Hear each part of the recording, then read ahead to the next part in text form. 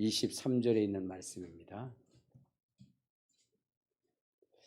우리 다 같이 합독하도록 하겠습니다.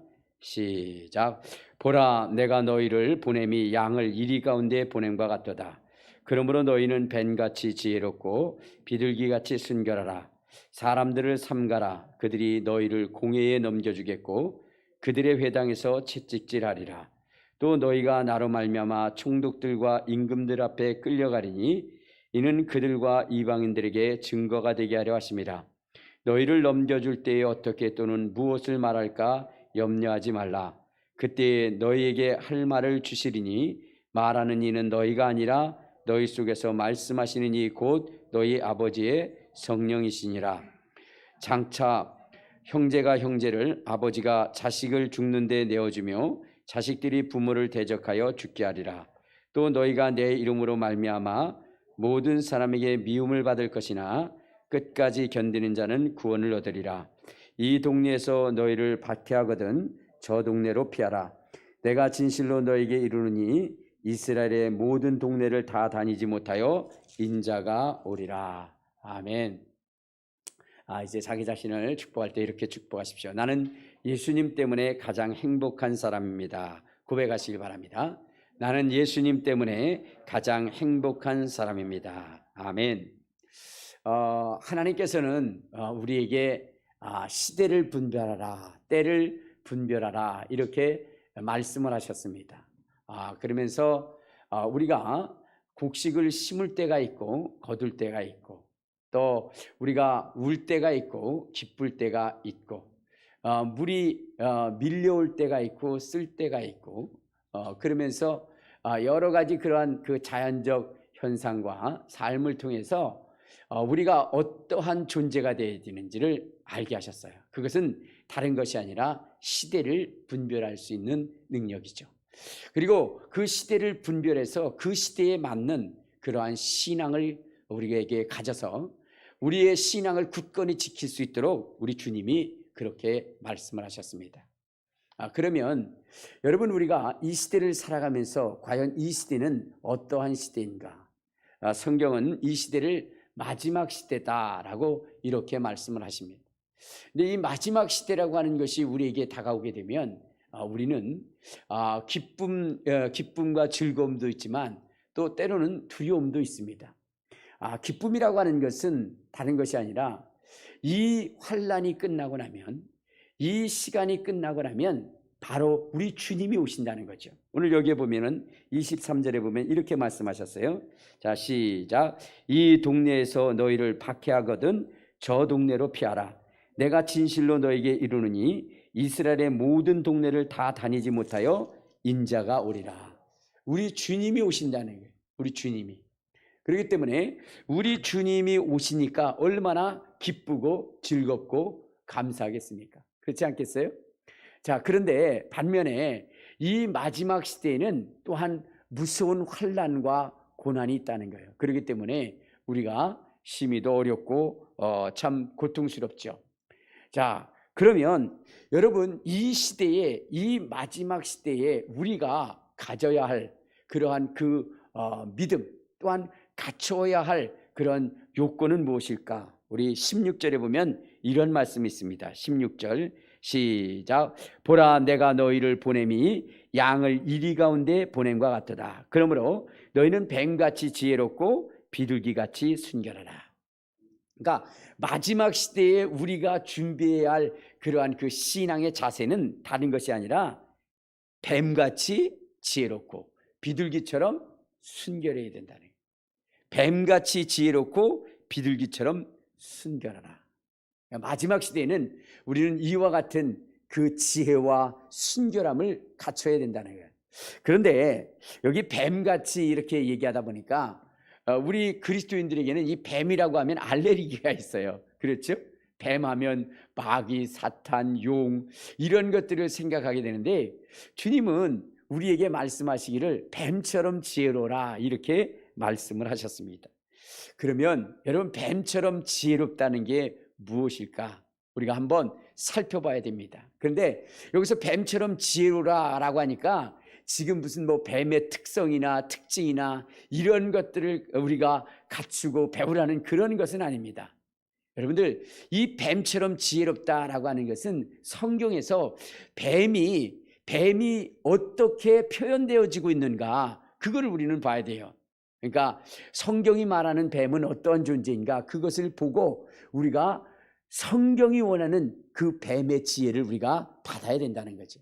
그러면 여러분, 이 뱀의 지혜라고 하는 것이 무엇이냐면, 우리 한번 창세기 3장 1절에 보면 이렇게 말씀을 하고 있습니다.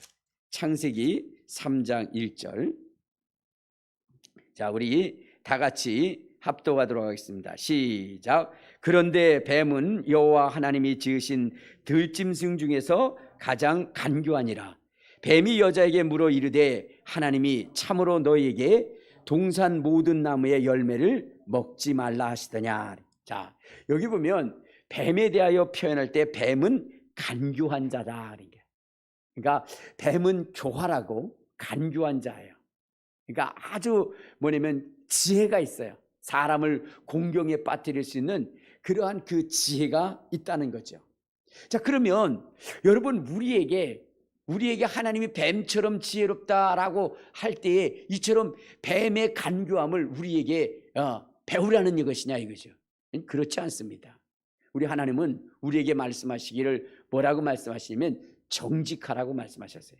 정직한 자의 후대가 강성함이요라고 했는데, 우리 시편 112편을 한번 보도록 하겠습니다. 시편 112편, 거기에 보면 이렇게 말씀을 하고 있습니다. 성경은 우리에게 뭐라고 하기나, 시편 112편 1절부터 한번 봅시다.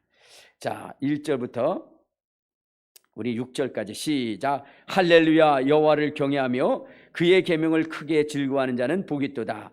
그의 후손이 땅에서 강성하며 정직한 자들의 후손에게 복이 있으리로다. 부유와 재물이 그 집에 있으며 그의 공의가 영원히 서 있으리로다. 정직한 자에게는 흑암 중에 빛이 일어나느니 그는 자비롭고 긍휼이 많으며 의로운 이로다. 은혜를 베풀며 구워주는 자는 잘되나니 그 일로 정의로 행하리로다. 그는 영원히 흔들리지 아니하며 의는 영원히 기억됨이로다. 여기 보면은 정직한 자의 후대가 복이 있다라고 이렇게 말씀하셨어요. 그러니까 우리 그리스도인들은 어때냐? 정직해야 되는 거예요. 그런데 왜 뱀처럼 지혜로우라고 이렇게 말씀하셨는가 하는 것은, 이 창세기 3장의 뱀은 어떠한 존재냐면요, 자기에게 주어진 그 기회를 놓치지 않는 거예요. 자기에게 주어진 그 사명을 놓치지 않는 거예요. 그것이 바로 뱀의 지혜라는 겁니다. 즉, 다시 말해서 하나님께서는 아담과 하와에게 뭐라고 말씀하시냐면 선악을 알게 하는 나무의 실과를 먹지 말라, 이렇게 말씀을 하셨어요. 그런데 사단은 이 아담과 하와를 죄에 빠뜨리기를 원했어요. 하나님의 진노의 잔을 마시게 하고 싶었어요. 그래서 하나님이 먹지 말라 하시는 이 선악을 알게 하는 나무의 실과를 먹게 하고 싶은 겁니다. 그때에 이 사단이 사용한 그러한 그 짐승이 뭐냐? 그것이 바로 뱀이었습니다. 그래서 뱀에게 그 직무를, 그 의무를 부여한 것입니다. 그 사명을 부여한 거예요. 이때에 이 뱀은 결코 그 선악을 알게 하는 나무의 그 실과의 자리를 떠나지 않았다는 거예요. 왜? 언제 아담과 하와가 그 자리에 올지 몰라요. 그렇기 때문에 여러분, 그 임무를 다 완성하기 위해서 그 뱀은 그 자리를 떠나지 않은 것입니다. 혹시라도 한 번밖에 올 수 없는 그 기회에 그것을 놓쳐버리지 않기 위해서 그는 그 자리를 떠나지 않은 것입니다. 이것이 바로 뱀의 지혜인 겁니다. 하나님께서 뱀처럼 지혜로라라고 말씀하시는 것은 다른 것이 아니라 바로 하나님께서 우리에게 주신 이 사명의 자리를 우리가 떠나지 말아야 된다는 게, 그 사명을 반드시 이루어야 되는 그러한 굳은 결의와 결단을 가지고 그 일을 행하기 위해서 그 자리를 우리가 떠나지 말아야 된다. 이것이 바로 우리 하나님이 우리에게 요구하시는 그 지혜인 것입니다. 또한 이 뱀이라고 하는 존재는 뭐라 그러냐? 간교하다라고 했어요. 간교하다. 그러니까 이 뱀도요, 굉장히 뭐냐면 남을 속이고 남을 무너뜨리는 그 능력이 대단한 거예요. 여러분, 뱀처럼 그렇게 그 간교로운 그러한 존재가 없습니다. 대부분의 모든 다 짐승들은 바로 이 뱀의 간교함에 넘어갈 수밖에 없어요. 그런데 여러분, 이에게 그 임무가 주어졌을 때에 자기의 그 간교함으로 사람을 무너뜨리는 것이 아니라 자기를 온전히 사단에게 내어줘서 그 사단의 지혜와 지식과 능력으로 바로 이 아담과 하와를 무너뜨릴 수 있도록 그렇게 했다는 겁니다. 여러분, 우리가 때로는 복음을 전하고 무슨 일을 접할 때에 우리의 가진 지혜로 그를 설득하려 할 때가 많이 있습니다. 그러다가 실패를 보는 경우가 많이 있죠. 여러분, 뱀은 자기의 가진 그 간교함을 가지고 이 하와를 유혹하는 것이 아니라 사단에게 온전히 자기보다 더 큰 지혜와 능력을 가진 그 사단에게 자기를 온전히 내어줘서 그 사단이 그를 움직여서 그래서 바로 아담과 하와를 무너뜨릴 수 있도록 했다는 거예요. 그래서 요한계시록에 보면은 그 옛뱀이 바로 마귀요 사단이라 이렇게 이야기를 하고 있죠. 그러니까 그 뱀은 단지 자기의 모든 것을 내어주고 자기의 육체만을 내어줄 뿐이지 그 속에서 정말로 그 지혜와 그 일을 한 것은 사단인 것입니다. 그래서 성경은 옛뱀을 사단이라 이렇게 얘기한 거예요. 여러분, 우리가 복음을 전하고 하나님의 사역을 행함에 있어서도 여러분, 우리의 지혜로 하는 것이 아니라 하나님의 지혜로 하는 것이 중요한 거예요. 바울이라고 하는 사람은 대단히 지혜자입니다. 지식이 많은 사람이에요. 그래서 그가 하나님을 만난 다음에 주님의 복음을 전할 때 자기의 지혜로운 말을 하다가 참패를 당하게 됩니다. 그런 다음에 그가 한 일이 무엇이냐면, 내가 이제 복음을 전하되 사람의 지혜의 말로 하지 않냐고 오직 성령의 이끌심을 따라 성령의 말하게 하심을 따라 복음을 전한다라고 고백한 것처럼, 여러분, 우리는 우리의 지혜로 이 환난의 때를 이겨나가는 것이 아니라 성령의 지혜와 성령의 능력으로 행해야 된다는 것입니다. 그래서 오늘 여기 본문에도 마지막 시대에 하나님의 복음의 말씀을 증거할 때 뭐라 그랬느냐, 우리 한번 다시 한번 마태복음 10장에 보면 이렇게 얘기합니다. 여러분, 마지막 시대는 그리스도인들이 환난을 당하고 고난을 당하고 채찍을 당하고 옥에 갇히는 일들이 있는데, 그때 어떻게 했냐, 10장 18절에 보면 이렇게 얘기했어요. 자, 시작. 또 너희가 나로 말미암아 총독들과 임금들 앞에 끌려가리니 이는 그들과 이방인들에게 증거가 되게 하라 하심이라. 너희를 넘겨줄 때에 어떻게 또는 무엇을 말할까 염려하지 말라. 그때 너희에게 할 말을 주시나니 말하는 이는 너희가 아니라 너희 속에서 말씀하시는 이 곧 너희 아버지의 성령이시니라. 그러니까 여러분, 마지막 시대에 우리가 환난을 당하고 고난을 당할 때에 우리의 사명을 멈출 수는 없는 것입니다. 그 사명을 행할 때에 때로는 우리가 옥에 갇히기도 하고 채찍에 맞기도 하고, 또 때로는 우리가 핍박을 당하고 정말로 그 총독들 앞에 서야 할 그때에 우리의 지혜로 하지 말라는 거예요.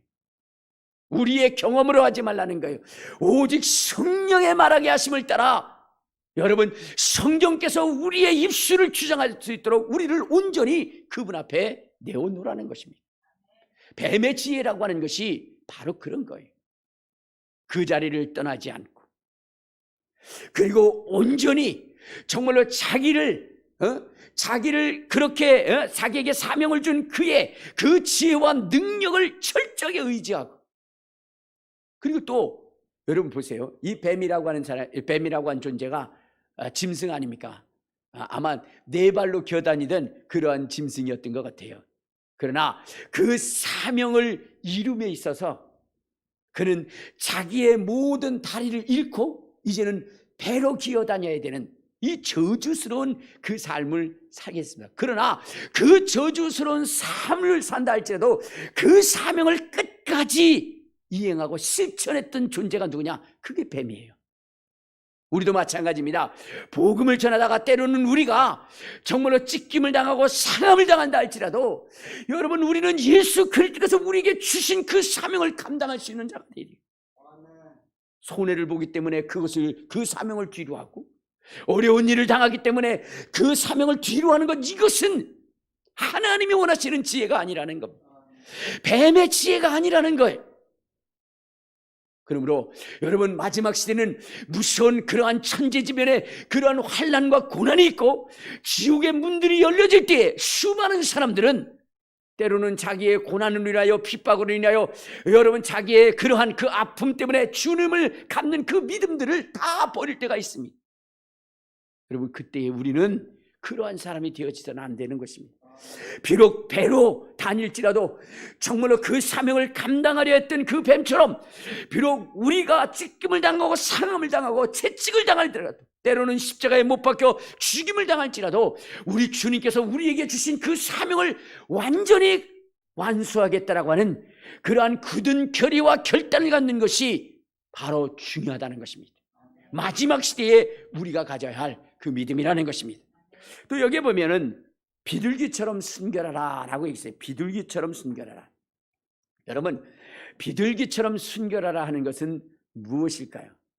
이것도 뭐 비둘기의 여러 가지 특징이 있을 수 있지만, 그러나 여러분들, 우리는 성경을 통해서 이 비둘기가 어떻게 말하여지고 있는지, 그것을 통해서 우리가 그 비둘기가 가지고 있는 그 특성을 우리가 가져야 된다는 것입니다. 여러분, 성경에 비둘기가 최초로 등장한 때는 노아의 홍수 때입니다. 하나님께서 세상의 사람들이 범죄함으로 말미암아 이 세상을 쓸어버리려 할 때에 노아에게 방주를 짓게 하시고, 그리고 이 세상에 하나님의 지으신 그 동물들을 다 방주에 들이게 합니다. 그런 다음에 정말로 40주야 동안 이 땅에 비가 내려요. 그리고 150일 동안 이 물이 불어나서 창이나게 됩니다.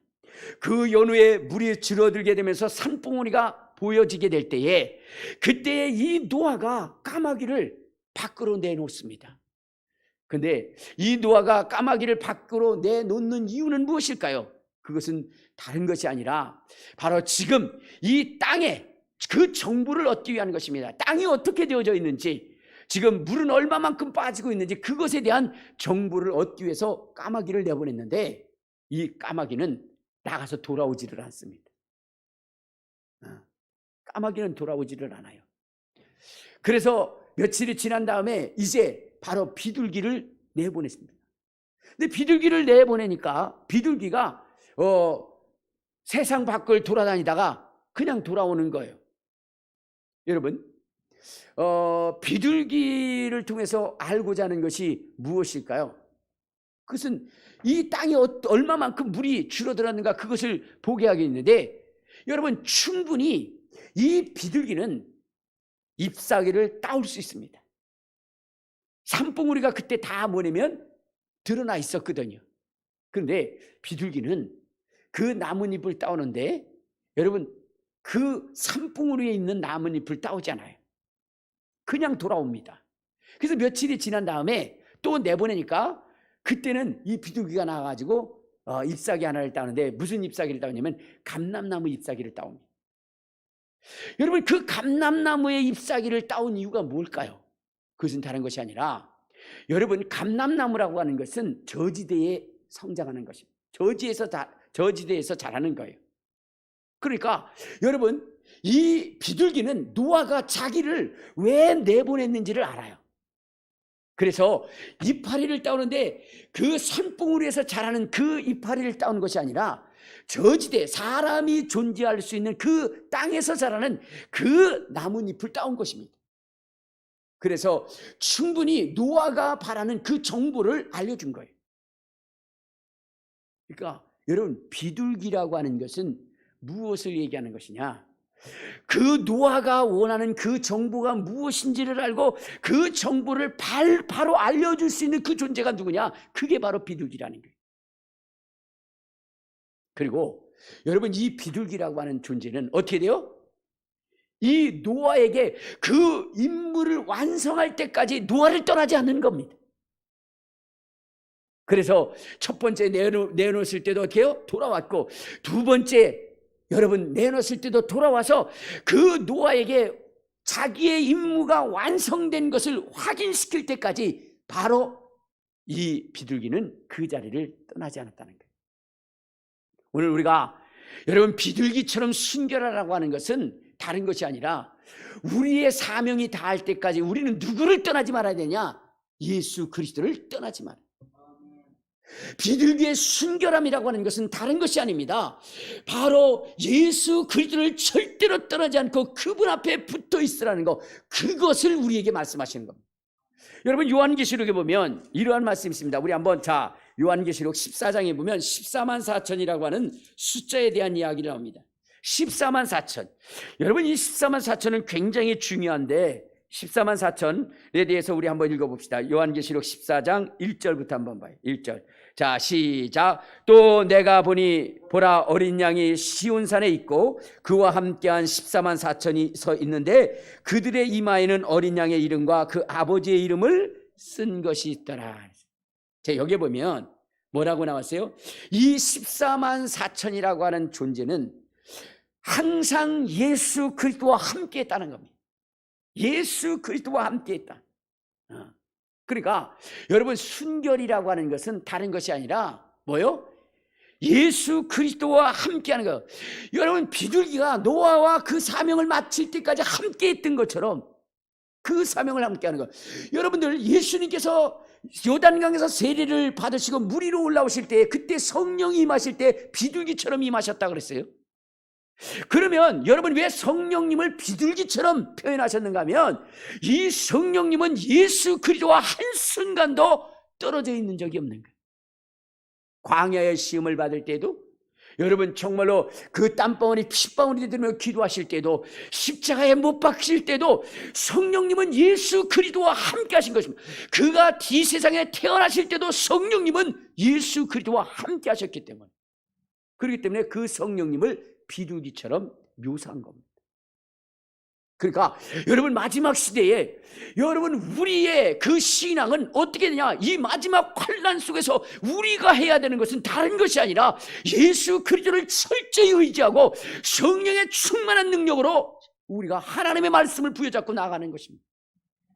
그걸 순결이라고 얘기하는 거예요. 우리 한번 14장 4절을 또 한번 봅시다. 요한계시록 14장 4절에 보면 이렇게 얘기합니다. 자, 시작. 이 사람들은 여자와 더불어 더럽히지 아니하고 순결한 자라 어린 양이 어디로 인도하든지 따라가는 자며 사람 가운데 속량함을 받아 처음 익은 열매로 하나님과 어린 양에게 속한 자들이니 그 입에 거짓말이 없고 흠이 없는 자들이라.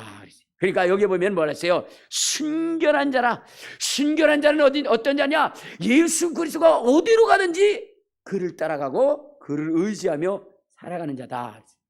그리고 예수 그리스도의 성품처럼 그 입에 거짓말이 없고 흠이 없는 자라 이렇게 얘기했어요. 그러니까 여러분 마지막 시대에 하나님이 요구하시는 그 신앙에 그 뱀처럼 지혜롭고 비둘기처럼 순결하라는 것은 다른 것이 아니라 바로 그 뱀이 그 사명을 이룰 때까지 그 자리를 떠나지 않고 자기 자신을 의지하지 않고 자기를 보낸 자를 철저히 신뢰하고 그 앞에 자기의 몸을 내오는 것처럼 오늘 예수 그리스도께서 우리를 보내셨음에 우리가 그 사명을 감당하되 절대로 주님을 떠나지 않고 성령의 충만함을 입고 그 사명을 감당하는 것. 여러분 그것입니다. 여러분 뱀이 그 일을 이루다가 어떻게 했어요? 발이 잘려나가고 그래 높은 장대에 매달리게 되지 않습니까? 여러분 그럴지라도 그 일을 감당했다는 거예요. 우리 예수님도 마찬가지입니다. 아버지의 뜻을 위해서 정직히 행하시다가 결국 그 일로 인해서 십자가에 못 박혀 돌아가시게 됩니다. 여러분 우리 뱀처럼 지혜롭고 비둘기처럼 순결하는 것은 바로 그런 뜻이 있는 거예요. 그래서 우리가 마지막 시대는 어떻게 되냐? 그 사명을 끝까지 부여잡고 그리고 오직 예수님만을 바라보고 여러분 죽는데 내어질지라도 그 예수님의 지혜와 지식으로 채우는 것입니다. 다른 것을 의지해서 그 위경을 벗어나려 하는 것이 아니라 이 마지막 시대의 이 위경도 오직 예수 그리스도와 성령으로 그 일을 감당하고 그 일에서 벗어나고자 하는 것, 이것이 바로 마지막 시대에 필요한 그런 신앙인의 모습이라는 거예요. 왜 주님께서는 우리에게 환난을 당하라 하셨을까요? 여러분 그 환난 속에서 우리의 순수함이 드러낼 수 있기 때문에, 그 불순물들이 드러나고 제거될 수 있기 때문에 그렇습니다. 여러분들 이렇게 전자제품 속에서 고가를 치닫는 그러한 그 전자제품들은요, 뭐냐면 그 속에 그 선을 연결할 때 그 연결선들을 전자의 그 흐름, 전기의 흐름을 위해서 어떤 것을 쓰냐면 그 금을 써요. 순금을 사용하게 됩니다. 근데 왜 그 순금을 사용하게 되냐면, 여러분 다른 것들은 전기를 통하게 하면, 그러면 뭐가 생기냐면 열이 발생을 하게 돼요. 그 저항 때문에 열이 발생하게 되고, 그 열은 결국은 뭐냐면 기계를 망가뜨리게 됩니다. 여러분 최첨단의 그러한 그 기기들은 열에 민감합니다. 그런데 여러분들 그러한 일반적인 철이나 구리나 이런 것들을 사용해서 여러분 전류를 흘리다 보내면, 그러면 어떻게 되느냐, 열이 나가지고 기계가 망가질 수 있어요. 그런데 금은 여러분들 무엇이냐면 열을 통과하더라도, 전류를 흐르게 한다 할지라도 여러분 뭐냐면 열이 적게 발생해요. 그런데 여러분 이 금을 그냥 사용하는 것이 아니라, 여러분 그곳에 사용할 때는 고열을 가해서 그 불순물들을 제거를 해요. 왜냐? 그 금을 통과하다가 불순물이 거기에 걸리게 되면 또 열을 발생하게 되거든요. 그래서 열을 가해서 그 불순물들을 제거하는 거예요. 열이라고 하는 것은 그 금의 불순물들을 제거하는 그러한 일들을 행하게 되는 것입니다. 여러분 우리의 신앙의 환란이라고 하는 것은요, 우리 속에 들어와 있는 이러한 이 불순물의 그러한 그 신앙들을 어떻게 돼요? 다 제거하는 것입니다. 그리고 순수하게 만드는 거예요. 그래서 우리에게 환란이 필요한 것입니다. 그러니까 여러분 이 환란 속에서 우리가 열을 받거나, 우리가 여기서 분노하거나, 여러분 여기서 정말로 막 대항하거나 그래서는 안 되는 것입니다. 순수한 신앙을 가지고 하나님의 사명을 지키며 정말로 십자가에 못 박히는 데까지라도 감사함으로 나아갈 수 있는 그러한 신앙을 가져야 되는 거예요. 그러기 위해서는요, 우리 속에 있는 세상의 문화와 그리고 세상이 주는 그러한 그 신앙들, 미신적 신앙들을 다 제거해야 되는 것입니다. 그런데 사람들은 평상시에는 그걸 잘 몰라요. 근데 환란의 때가 되면 자기의 신앙이 순결하고 순수하지 못하다는 그것을 알게 됩니다. 여러분들 방주연이라고 하는 가수 알죠? 잘 모르세요? 70년대 80년대 대단히 그 인기를 끌었던 내 곁에 있어줘, 내 곁에 있어줘 하면서 불렀던 그 노래, 그래 뭐 자주색 가방이라든가 이런 거, 아무튼 히트곡을 어마어마하게 해서 TBC나 MBC나 KBS나 그때 막 가수상을 받으면서 엄청난 가치를 높였던, 몸값을 높였던 그분이, 그분은 여러분 예수님을 믿은 분입니다. 그래서 예수님을 믿으면서 그가 정말로 그 자리에 이르기까지 하나님의 도우심과 하나님의 인도하심을 통해서 그 자리에 이르렀다고 그는 고백합니다. 자, 그런데 그가 어느 날 정말로 자기는 순수한 믿음, 대단한 믿음이라고 가졌다라고 생각을 했는데, 그런데요 여러분 그가 바삐 그렇게 활동을 하다 보니까 왜냐면 무대에 서가지고 방송 도중에 하혈을 하고 쓰러지게 됩니다. 그러므로 앰뷸런스를 통해서 응급실로 가요. 그래 응급실에 딱 가서 그가 치료를 받으면서 그가 생각한 것이 있었어요. 그것은 뭐냐면 이런 것이었습니다. 내가 이렇게 무리하게 활동을 하다 보니까 몸이 망가지는구나. 그러면 내가 이 몸을 정말로 유지하고 지탱할 수 있도록 하기 위해서 내가 해야 하는 것이 무엇일까? 그렇게 고민하다가 생각난 것이 있어요. 무엇이냐면 의사 남편을 만나야 되겠다. 의사 남편을 만나야 되겠다. 내가 정말로 몸이 갑자기 쓰러졌을 때 나를 응급조치하고 내 육체를 정말로 건강하게 유지시킬 수 있는 사람이 누구냐? 의사이기 때문에 의사 남편을 만나야 되겠다라고 생각을 하고, 그리고 나서는 의사 남편을 만나서 결혼을 하게 됩니다. 여러분, 일반적인 사람으로 생각해 보면 그게 맞아요. 그렇죠? 여러분, 이 세상에 질병을 치료하고 회복하게 할 수 있는 사람이 누굽니까? 의사 아니겠습니까? 그러니까 그는 의사 남편하고 그렇게 결혼을 합니다. 그런데요, 그 가정에 환난이 임하게 돼요. 고난이 임하게 됩니다. 어려움이 임하게 되는데, 이거는 의사로서는 해결할 수 없는 그러한 일들이 생기게 됩니다. 그것이 무엇이냐면 이런 거예요. 그 권사님이 임신을 했는데 임파선 암이 걸려버린 거예요. 임신을 했는데 임파선 암이 걸려버려요. 근데 여러분, 그는 이러한 그 고난의 이 질병의 삶에 있을 때에 거기서 벗어나게 할 수 있는 사람이 의사라고 생각했기 때문에 의사와 결혼한 것 아니겠습니까? 근데 그의 그 지혜가 한순간에 다 무너져 버리게 됐어요. 왜냐? 여러분, 의사도 뱃속에 있는 아기와 그 다음에 암에 걸린 그 아내를 살릴 수 있는 그 능력은 없는 것입니다. 암을 치료하기 위해서는 방사선을 치료를 해야 되는데, 그러려면 아기는 죽을 수밖에 없는 것 아니겠습니까? 그러니까 그가 세상의 지혜를 동원해서 그렇게 만들어버린 그러한 그 안전장치가 그때에는 아무것도 쓸모없는 그러한 존재가 되었다는 사실을 그는 알게 됩니다.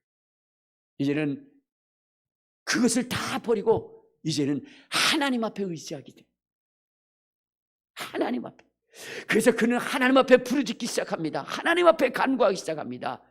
약도 쓸 수 없고 방사선 치료도 할 수 없고 의사도 더 이상 의지할 수 없는 이 상황 속에서 오직 그는 하나님만을 의지하며 하나님 앞에만 부르짖었어요. 그랬더니 하나님이 그의 모든 질병을 치료해 주시고 아기도 건강하게 태어날 수 있게 해요. 여러분, 하나님의 지혜, 하나님을 향한 순결함, 그것이 마지막 시대에 우리에게 필요한 것입니다. 여러분, 우리가 돈을 많이 가졌어요. 우리가 권세를 가졌어요. 또한 우리가 정말로 핵폭탄을 이길 수 있는 그러한 방어벽을 가졌다 할지라도 마지막 시대는 그것이 별로 의미가 없고 소용이 없다는 것입니다. 천재지변의 역사뿐만 아니라 지옥의 문도 열려지고 병균의 문들도 열려지기 때문에 여러분, 이 세상이 가진 어떠한 그러한 방어물들도 방어할 수 없는 그때가 온다는 것입니다. 오직 예수 그리스도, 오직 성령님으로만 막을 수 있는 그때가 온다는 것입니다. 그래서 그때를 위해서 우리는 정말로 순결함, 하나님을만을 의지하는 그 순결한 믿음을 가져야 되는 거예요. 하나님만 바라보는 그 순결한 믿음을 우리가 가져야 되는 것입니다. 그래서 이 코로나 때에 우리 하나님께서 우리에게 준비시키는 거예요. 그러니까 원망하고 불평하지 마시고 도리어 이때에 여러분 정말로 우리의 가진 지혜로 세상을 이기려 했던 그러한 것들을 다 제거하시기를 바랍니다. 여러분, 이 방주연 권사님이 시집간 그 가문은요, 기독교 가문입니다. 기독교 가문이에요. 그런데요, 여러분, 이 기독교 가문이기 때문에 얼마나 축복을 받았는지 몰라요. 모든 사람들이 다 뭐냐면 최하가 약사야. 그러니까 다 의사, 병원장, 전부 다 막 교수, 의과 교수 다 그렇습니다. 자, 그러한 가문이에요. 하나님의 복을 받은 가문이에요. 그런데 이 방주연 권사님이 그 집에 시집을 갔습니다. 그런데 문제가 뭐냐면 그 시아버지가 1년 만에 돌아가시게 돼요. 어떤 병으로 돌아가시냐면 희귀암으로 돌아가시게 돼요. 희귀암으로. 그러니까 여러분들 생각해 보세요. 의사의 가문, 의사가 수두룩한 그 가문에 여러분, 의사가 희귀암으로 돌아간다는 건 그건 굉장히 불명예스러운 것이에요. 그러니까 난리가 난 거죠. 난리가 났어요. 그리고 또한 뭐냐면 그 방주연 그 권사님의 그 남편이 불의의 사고로 돌아가지. 자, 그러니까 여러분, 그 시어머니가 며느리를 불러놓고 이런 얘기를 합니다. 내가 너에게 할 말이 있다. 무슨 말씀이냐고 그랬더니, 우리 가문은 하나님의 축복을 받은 가문. 그렇기 때문에 모두가 다 의사투성. 그리고 지금까지 이러한 불행한 일이 없다. 그런데 네가 들어오고 나서 이런 일이 생겼다. 그러니까 네가 잘못 들어와서 그런 것이다 하면서 방주연 권사님의 가슴에 비수를 꽂습니다. 여러분, 그 환난과 고난을 통해서 하나님이 그 가정에 보여주고 싶은 것이 무엇일까요? 그 가정이 기독교 가정이라고 생각하면서도 여러분, 여전히 저 밑바탕에는 무슨 신앙이 있냐? 미신의 신앙이 있는 거예요. 여러분들, 이 세상 사람들이 하는 게 뭐예요? 무슨 일이 잘못되면 뭐 때문에 그래요? 며느리가 잘못 들어와서 그렇다고 그러고, 뭐가 그래서 그렇다고 그러고, 못을 잘못 박아서 그렇다고 그러고, 여러분 모든 것들 다 그렇게 여기 전에 동티가 나서 그렇다고 그러고, 여러분 어디 성경에 네가 들어와서 그랬다라고 그렇게 되어진 성경 구절이 어디 있습니까? 그런데 정말로 그들은 기독교 가정이라고 생각하고 하나님으로 복을 받았다라고 생각하면서도 이러한 환난이 일어났을 때는 그들의 신앙은 여러분 하나님이 주신 믿음이 아니라 미신의 신앙이에요. 미신의 신앙. 하나님은 그걸 뽑아내기를 원했던 겁니다. 여러분, 오늘 우리 신앙생활 속에서 이와 같이 이 미신적 신앙들을 뽑아내야 되는 것입니다. 그리고 오직 하나님만을 의지하는 신앙을 가져야 되는 거예요. 여러분들 속에서 누가 와서 그랬더니, 누가 어떻게 돼서 그랬더니, 이러한 생각을 해서는 안 되는 것입니다. 어떤 분들 중에 또 그런 분들이 있어요. 아유, 어느 교회 갔더니 문제가 생겼다 그러면서 그게 잘못됐다. 여러분들, 그게 다 미신적 신앙입니다. 왜냐? 여러분들, 오히려 교회 갔는데 문제가 생겼어. 그럼 그 사람이 제대로 믿는 거요? 제대로 믿지 않는 거요? 제대로 믿는 신앙이에요. 왜냐? 여러분, 제대로 믿기 때문에 누가 공격하는 거요? 사탄이 공격하는 겁니다. 마귀가 공격하는 겁니다. 여러분, 지옥 갈 신앙을 가진 자들은 절대로 누구냐면 마귀가 건드리지 않아요. 여러분, 그렇게 생각하셔야지. 거꾸로 생각하는 경우들이 있어요. 여러분, 바울이 당한 환난을 여러분들 보셨습니까? 베드로가 당한 고난을 보셨습니까? 그들이 뭘 잘못했습니까? 그런데 그들에게 환난과 고난이 있는 것은 무엇이냐면 너무나 철저히 하나님을 믿으니까 마귀가 그들을 공격하는 거예요. 여러분, 욥이 뭘 잘못했습니까? 성경에 보면 하나님이 욥에 대하여 뭐라고 얘기했어요? 내 종 욥을 위하여 봤냐? 그처럼 순전하고 정직한 자, 그처럼 죄를 짓지 않는 자가 어디 있느냐? 그런데 욥은요, 사람이 당할 수 없는 그 환난을 당했습니다. 그러니까 속지 마세요. 알겠습니까? 환난을 당할 때 속지 마시길 바랍니다. 그 환난은 우리 속에 있는 그 미신적 신앙을 뽑아버리기 위한 환난입니다. 그것을 제대로 알고 신앙생활해야 돼요. 제대로 알고. 그런데 잘못 가르친다 이 말이에요. 오늘 여러분, 이 코로나를 통해서 우리가 정말로 하나님이 원하시는 제대로 된 신앙을 가지시길 바랍니다. 저도 여러분, 이 코로나의 이 장기적인 이 상황을 통해서 정말로 내가 정말로 하나님이 기뻐하지 않는 그러한 것들이 내 저변 속에 있었다는 것을 알게 됐어요. 그래서 오히려 저는 이 시기를 감사하며 갑니다. 내가 볼 수 없었던 것, 내가 정말로 교만해서 볼 수 없었던 그것들을 보게 합니다. 여러분, 그 방주연 권사님이 그런 얘기를 하시더라고요. 뭐냐면 이 고난이 없었으면 자기의 교만을 못 봤을 것이고, 이 고난과 환난이 없었다면 그 시댁의 식구들도 그 엘리트라고 하는 그러한 그 교만과 자만에 빠져서 지옥 갈 수밖에 없는 그 상황에서 벗어날 수 없었다라고 얘기합니다.